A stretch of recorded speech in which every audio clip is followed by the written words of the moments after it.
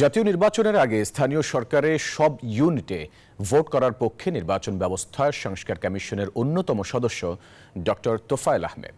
তবে খরচ কমাতে স্থানীয় সরকারের সব নির্বাচন করতে চান এক শিডিউলে।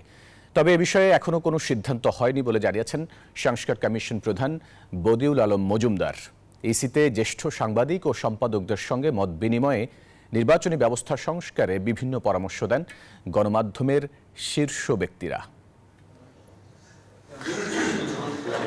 নির্বাচন নিয়ে মতামত জানতে ধারাবাহিকভাবে বিভিন্ন অংশীজনের সঙ্গে বৈঠক করছে নির্বাচন ব্যবস্থা সংস্কার কমিশন। তারই ধারাবাহিকতায় শনিবার সকালে আগারগাঁওয়ে ইসি ভবনে গণমাধ্যমের জ্যেষ্ঠ সাংবাদিক ও সম্পাদকদের সঙ্গে বৈঠক করে কমিশন। ইসি নিয়োগে আইন হালনাগাদ করার তাগিদ দেন সাংবাদিকরা।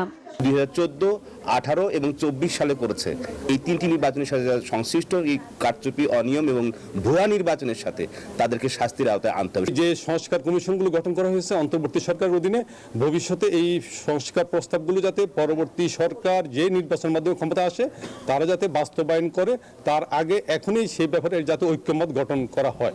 নির্বাচনী ব্যবস্থার ধরনে পরিবর্তন আনতে চায় সংস্কার কমিশন। খরচ কমাতে এক শিডিউলে ভোট করার চিন্তা স্থানীয় সরকারের সব ইউনিটে, তবে তা অবশ্যই জাতীয় নির্বাচনের আগে। জাতীয় নির্বাচনের আগে স্থানীয় নির্বাচনটা হওয়া উচিত।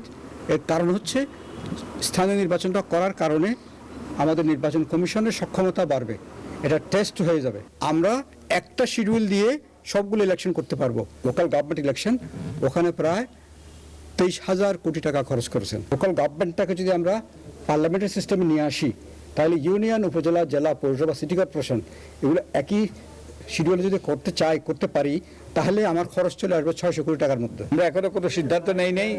আমরা এইগুলো নিয়ে পর্যালোচনা করছি, আলাপ আলোচনা করছি। আমরা সেই বিষয়টা আমরা সিদ্ধান্ত নেব সবার মতামত শোনার পর।